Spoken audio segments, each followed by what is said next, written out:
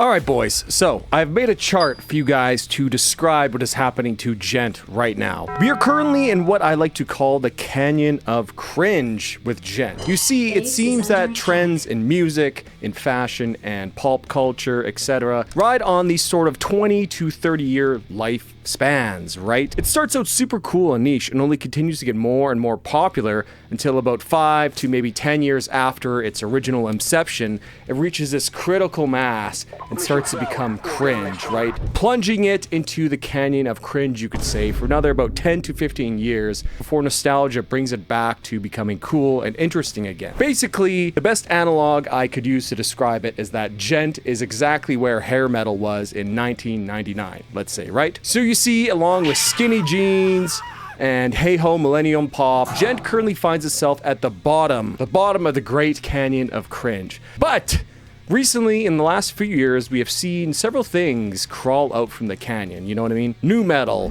baggy jeans, butt rock, just to name of the few, those early 2000s, mid-early 2000s trends coming back. So, if we go based on the chart, Djent could and should become a nostalgic trend in the early 2030s. But, before we time skip to the next decade, let us answer the question then here, boys. Was Djent always bad? Was the Canyon of Cringe deserved, right? Was I just blinded by the trend? Is there any Djent that still holds up today? So today, come and join me and let's dive deep, straight to the bottom of the Canyon of Cringe as we go through Djent up until about 2015 or so. Was Djent always bad? Well, hello my friends, we meet again. It has been a while. Where should we begin? I'm just here to shill my live streams, which happen every Friday afternoon right here on YouTube. YouTube members and Patreon members get free song requests every stream. So come hang out, listen to some cool music, and while you're at it, hit that like and subscribe button, ring that bell. You guys all know how much it helps out channels like mine.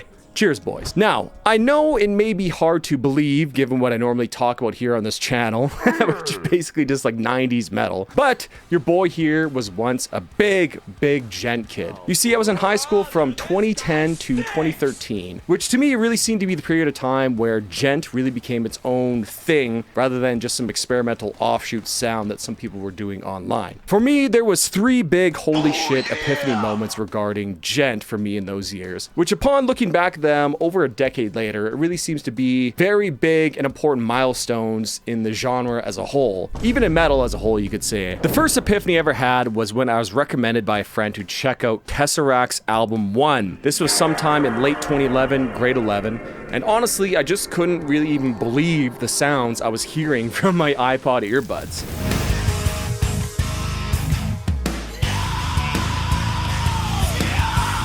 The atmosphere, the grooves and the drumming, the super low tune guitars. I had legit never heard anything like it before, and up until this point I was very standard, metalcore, thrash metal kid, you know what I mean? Never heard Meshuggah or anything like that. So when the opening groove in Lament hit, I was changed forever. I can't describe to you how much this struck me, right?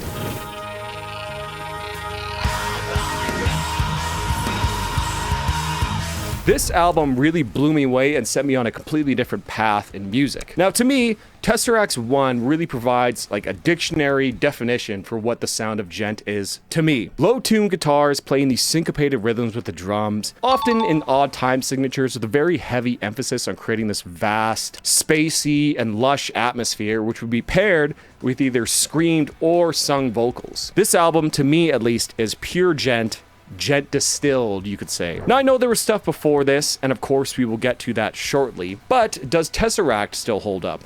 Well, in a short breath, boys, yes, it sure does. These first 2 Tesseract albums are absolutely fantastic and give such powerful emotional highs with these huge climaxes following expertly done buildups of tension.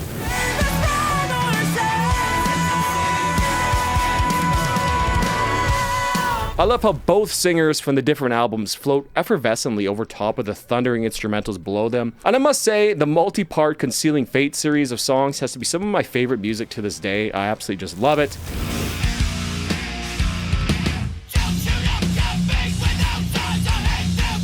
The heavy parts in 1 absolutely just crush and destroy as well. I would say that with total certainty that Tesseract still holds up today. And to me, they really still are the definition of that pure Djent sound. Oh, and by the way, there's no way I'm going to cover every single band possible here. So I've missed one of your favorites. Make sure to leave it down in the comments below. And make sure you add why you think they are important so we can all know about your Djent street cred.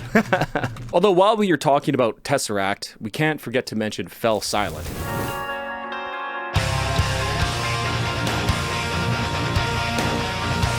Only one album from these guys in 2008, but this band would feature future members of Tesseract, Monuments, and Heart of a Coward. I didn't hear Hidden Words until years later, but man, this stuff bangs. It's basically just like a heavier Tesseract. Right, you hear a lot of Tesseract here, as it's the same guitarist who would go on to found Tesseract, but it's just so much more aggressive, with far less of a focus on atmosphere, but rather these crushing grooves and riffs. There's a lot more Meshuggah influence left in here. And I don't want to spend too much time on each individual release here, otherwise this video will be hours long. But this album is also full of bangers. Although I don't like it quite as much as Tesseract's one, it is still really good. I still think this holds up today. Best tracks from this would be Immerse and Drowned in My Enemy.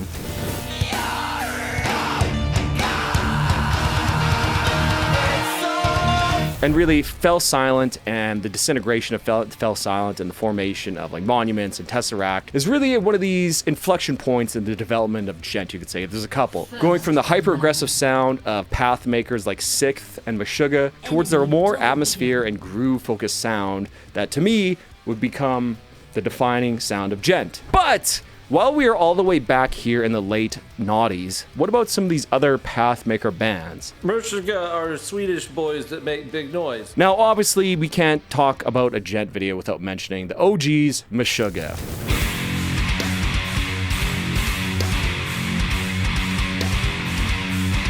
You know, they're just the originators of Djent. Everybody knows this. I don't really need to talk about this too much, right? They brought the low-tune guitars, odd rhythmic patterns, syncopations, along with the really unique and creative guitar work, as well as this really sort of odd and very unique atmosphere that Meshuggah would use, right? But I mean, we all know Meshuggah holds up to this day, right? I think we could point towards their album Chaos Spheres as really creating and cementing the meta of Djent, so to speak, right?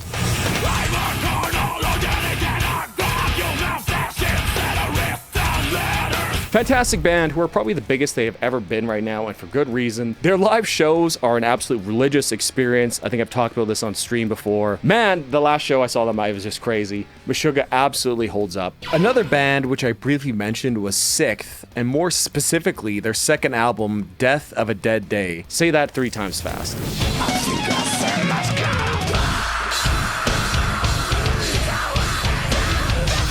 If Meshuggah set the template, then Sixth was the band who came along and played with the formula and really said that you can do almost anything with the sound, right? I mean, lots of this album is in double drop G-sharp tuning, which is basically the tuning that Architects would make popular later on, right? Basically, Sixth took the low tuning and heavy rhythms of Meshuggah and infused them with some incredibly progressive chops, including crazy technical guitar work, which would become a huge staple of Djent later on, but they also brought a lot of the unhinged, random strangeness of that mid-2000s post-hardcore, which especially is evident on the vocals.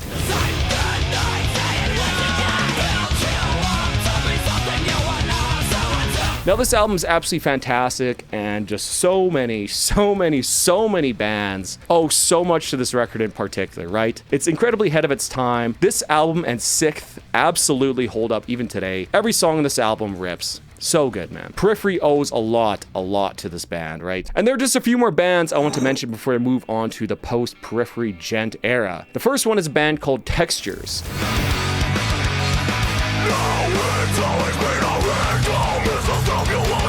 Textures is another very influential band in the Djent scene, which sadly has seemingly not gotten enough attention and glazing for paving the path that they did. The first album, Polars, is a really cool Meshuggah worship album which features some very cool moments. I mean, like, this is from 2004, for God's sake, guys. Like, listen to this.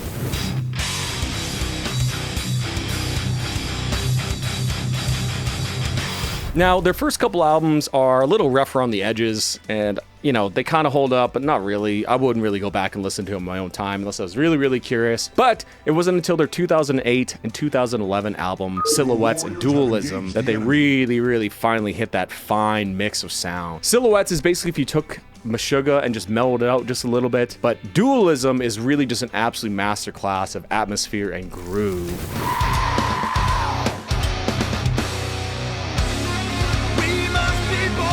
These albums absolutely hold up fantastically, especially Dualism. I think that's a really, really fantastic album that doesn't get the love that it deserves. Cloud Kicker is the rare instrumental band here that I want to feature on this channel. You know, I barely ever listen to instrumental bands, but Cloud Kicker, for some reason back in the day, really, really hits.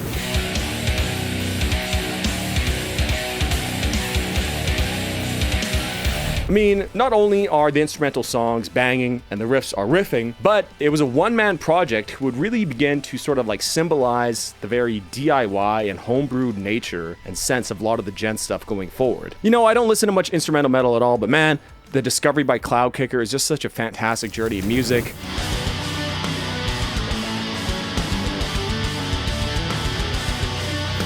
Every album this guy put out is great, just pure banger music over and over. Cloud Kicker absolutely holds up. I can't believe that I forgot to write in the script Animal's leaders here as well. Their first album was really such a turning point in the technicality of the Djent scene, right? All of a sudden you had a musician like Tosin Abasi and Javier and Matt Gurska, who were just absolutely world-class, top-of-the-world musicians playing some of the most progressive and crazy music of all time. So this was a really, really big album in the development of Djent as well, and I'm sorry for almost missing it here, boys.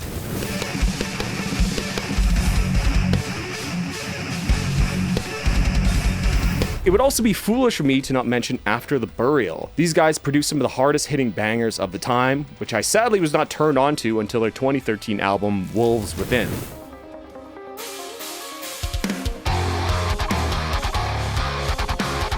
These guys took the Meshuggah sound, right, the low-tuned guitars and very heavy rhythms, and infused it with that sort of, you know, Killswitch Engage, you know, Bullet from a Valentine Tribune style of like melodic death metal influenced metalcore and deathcore.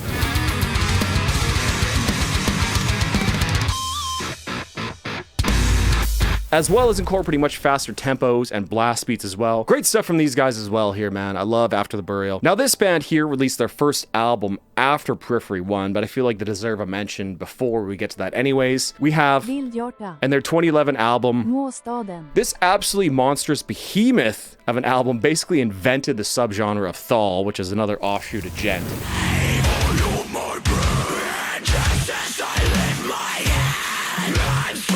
This album took the Meshuggah sound, made it even more nasty, groovy, and breakdown focused. The influence this album has on the modern deathcore and metalcore scene going forward cannot be overstated, right? This is just so incredibly influential, and it just hits, and it still slaps to this day. This album holds up absolutely too.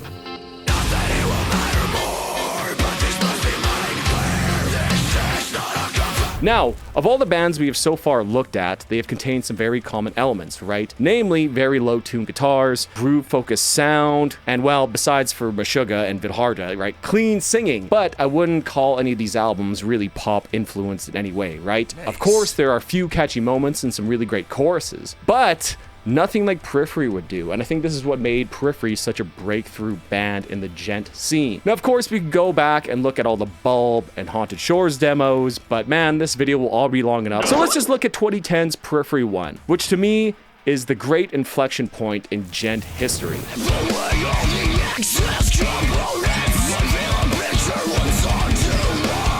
Now, to the contrary of what you may think here, I actually think Periphery 1 does not hold up that well as the other albums I've mentioned here, right? I just don't think it's that good. This album never really struck me, never really grabbed me. Yeah, right, to me, this album's just a little bit rough around the edges, with the vocal performances being a real low point and kind of hard to listen to at some points. I know Spencer Sotelo didn't write a lot of this album and was, you know, quickly redoing vocal takes that another guy did, but you know, I don't hold it against them. There are a few bangers here, but to me, it just always sort of lacked that sort of magic, which some of the albums I've mentioned previously have. That being said, though, Periphery 1 really did influence that sort of pop sensibility and sort of like Dream Theater, progressive elements into the sound. But what it also did was pave the way for their second album, Periphery 2, this time it's personal, which is actually my second Djent epiphany moment here. I remember it very, very distinctly. July 2012, the summer before my final year of high school. My friend picked me up and showed me this sick new band he had heard of. Sitting in the back of his Kia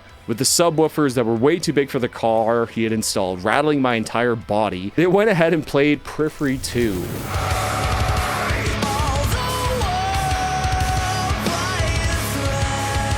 Now, I heard Tesseract at this time, but I had not really heard anything else much from Djent, nor anything by Periphery. And as soon as the opening song Muramasa played, I was just absolutely floored by what I was hearing. And by the time the second song had run its course, my life was yet again changed forever. So essentially, here on Periphery 2, the band took everything the albums mentioned so far have done, the huge down-tuned guitars, very technical and progressive song structures, Dream Theater influence, huge immense atmospheres, pounding rhythms and grooves. They took all that and incorporated it into so many very different subgenres and topped it off with some of the best and most insanely good performances ever put on a record, right? Bass, guitars, singing, programming, atmospheres, electronics, just everything is absolutely just killer on this album and is produced so well. This album could easily come out today and it would just sound fantastic and not dated at all.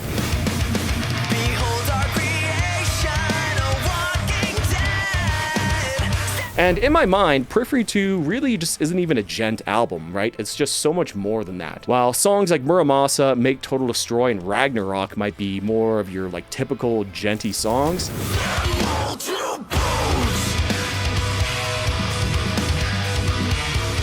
they also give us songs like Scarlet, which, you know, by the way, might be contender for one of the all-time great riffs, which shows the band really focusing on these incredible pop-esque vocal hooks and huge choruses, right? In a way that sounds very like Queensryche-esque. There's just so many different influences on this album, it's insane.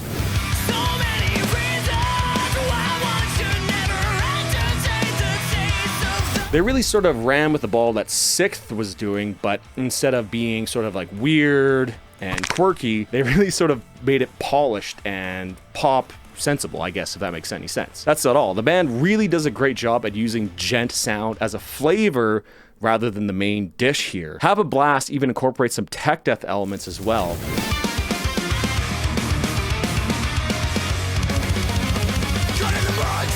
Mile Zero being a personal favorite of mine, which itself is a song which you can absolutely hear the influence and metalcore going forward on it, especially in bands like Era and Novelists.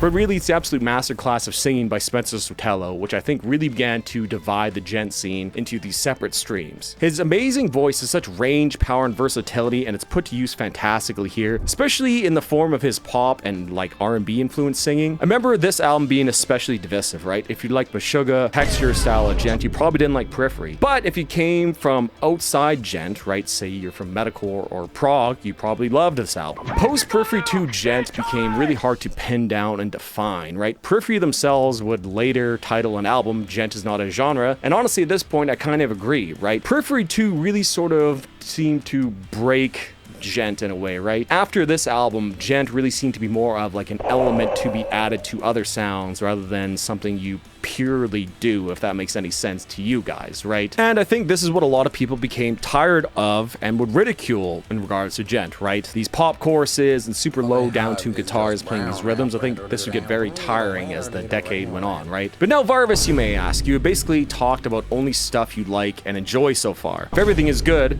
then what an example of bad Djent? Why is Djent in the canyon of cringe? Well, to answer that, I would say, first off, I don't really talk about what I don't like, right? I just don't really listen to stuff I don't like. But if I had to give an example of a Djent not working really well, would be the band Volumes.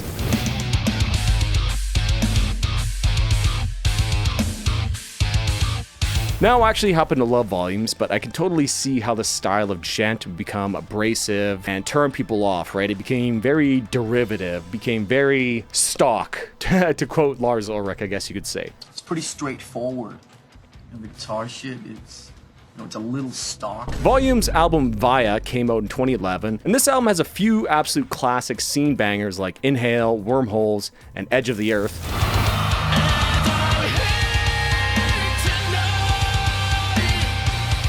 But their mixing of Djent and metalcore got really old really fast, as a lot of it just sounds the same, right? And this is a trend that would continue on with bands incorporating djent into like the metalcore sound, which I think became sort of like the default djent sound, right? Volume's 2014 release, No Sleep, sort of suffers a lot of the same problems, but now everything is very Periphery 2 influenced, right? Everything from the vocals to the guitar tones to the atmosphere. You can clearly hear the heavy influence. And while there are a few great songs on here as well, like Vale, Erased, and Up All Night,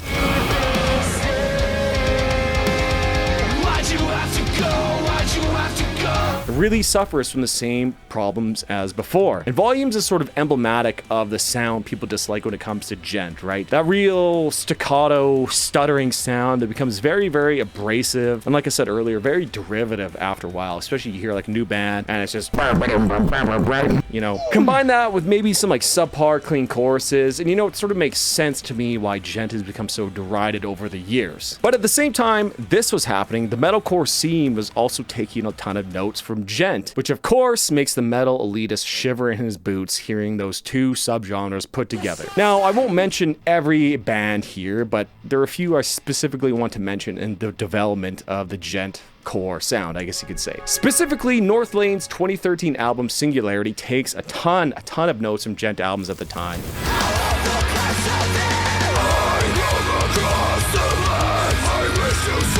Specifically the atmosphere and these huge down-tuned guitars, but it infuses it with this very infectious metalcore energy, as well as an incredibly powerful and emotive performance on the vocals here.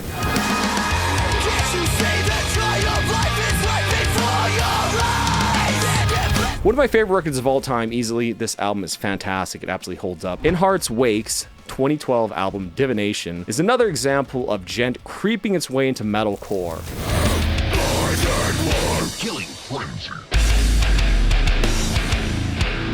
Although this time much less than North Lane, it sort of features the bouncy, djenty riffs almost exclusively in their breakdowns, which happens to work very well in this album and was very cool and novel at the time.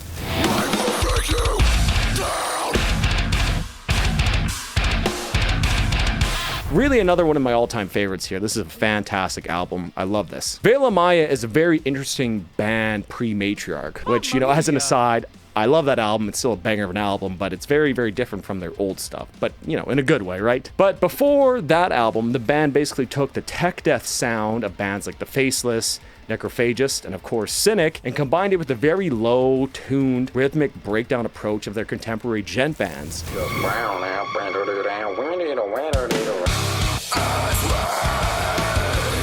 Excellent stuff. I really like The Common Man's Collapse.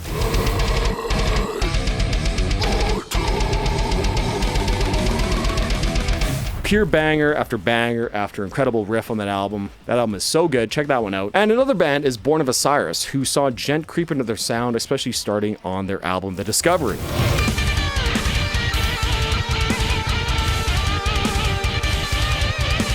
They took the djent tuning and guitar rhythms and incorporated them into their, I guess you would say, like, extremely technical prog deathcore, electronic core, sure? I guess, sound. I don't even know what to classify Born of Osiris as, but, you know, another great album here. Born of Osiris always slaps. But of all bands here, I don't think there was any band who did it as well or was as responsible for the eventual oversaturation and cringe canyoning of the genre than the band Architects.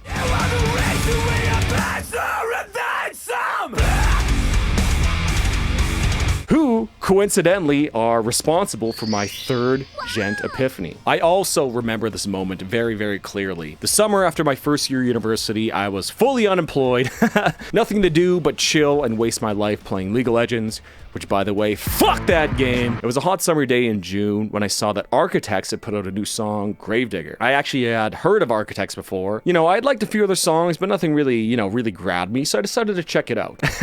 And from my terrible computer speaker setup came some of the most mind-blowing riffage I'd ever heard at that time.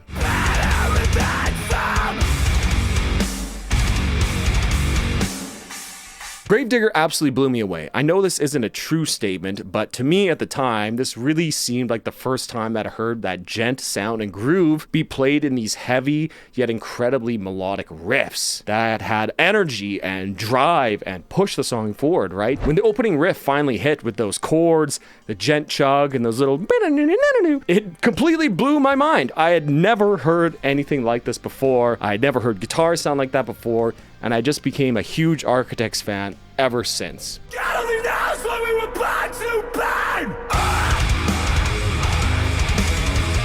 Now, Architects was not the first band to synthesize this djentcore sound, right? We just discussed several bands before who did similar things, but to me, this felt like the first time that djent was ever used in like a real, organic, and innovative way, which felt completely natural, right? This was a far heavier sound that was complemented perfectly by the riffs and absolute peak songwriting of Tom Searle, the very energetic and driving drumming of his twin brother Dan, and the vocal masterclass of Sam Carter, who I put at number 2 in this video here. If you're interested, you should check that out.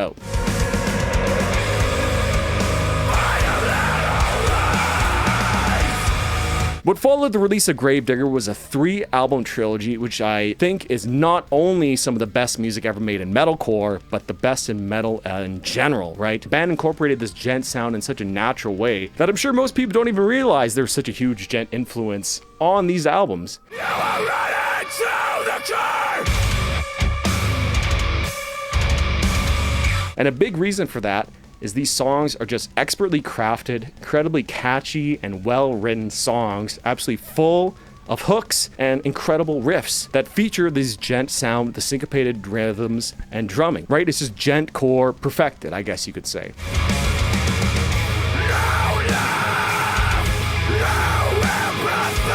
And not only does the band incorporate the djent tone, tuning, groove, aggression of forefathers like Meshuggah, but they also combine it with the rich, lush atmosphere of bands like Textures and Tesseract. And they also combine it with all the energy and vivacity of the best metalcore has to offer, right? And it's all topped off by some of the most heart-wrenching and soul-tearing lyrics ever put into metal albums here. I won't go into details about it here, you can find everything online, and I also have a deep dive on the song Gone with the Wind, but expect a video on these 3 albums soon. Rest in peace, Tom Searle, man. No, seriously, boys, the 3-album run of Lost Forever, All Our Gods, and Holy Hell really, in my mind, cemented the djentcore sound as sort of like the default sound in metalcore, right? For better or for worse. You could look at it as like a second sempiternal moment, I guess you could say, right? But this was a very, very important moment in djent as well, right? In fact, I think we can pinpoint the exact moment of peak djent, which of course was the 2016 release of Doomsday.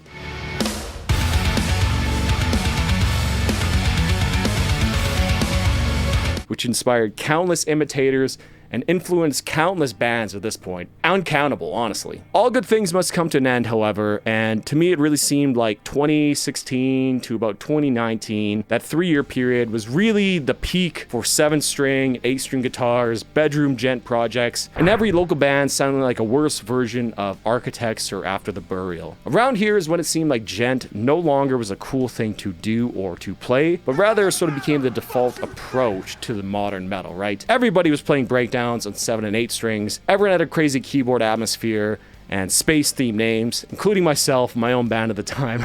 Around that time, 2016, I sort of really became disinterested in the traditional djent sound.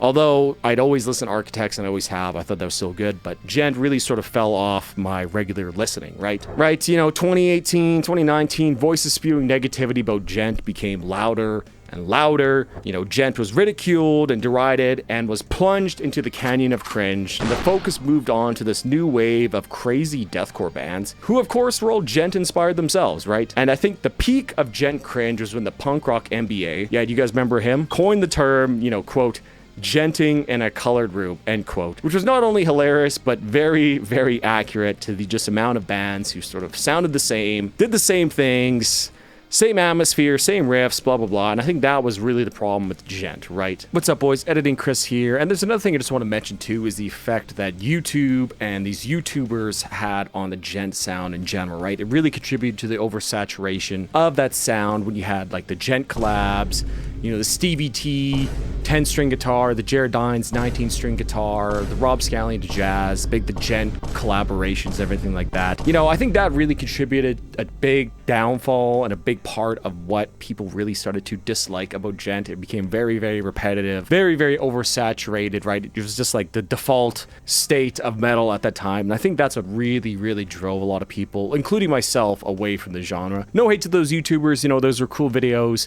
You know, they were fun, they were interesting, they're funny, but I also think I would be amiss if I didn't include that as well as to the eventual downfall of Djent. But that was years ago, and now it seems to me that the general zeitgeist is beginning to once again look rather forgivingly at the early Djent stuff. I want to know your thoughts here, boys. Is trad Djent coming back? Can Djentcore be saved? Was I wrong with my analysis? Let me know down below, boys. I've been Varvis. Cheers.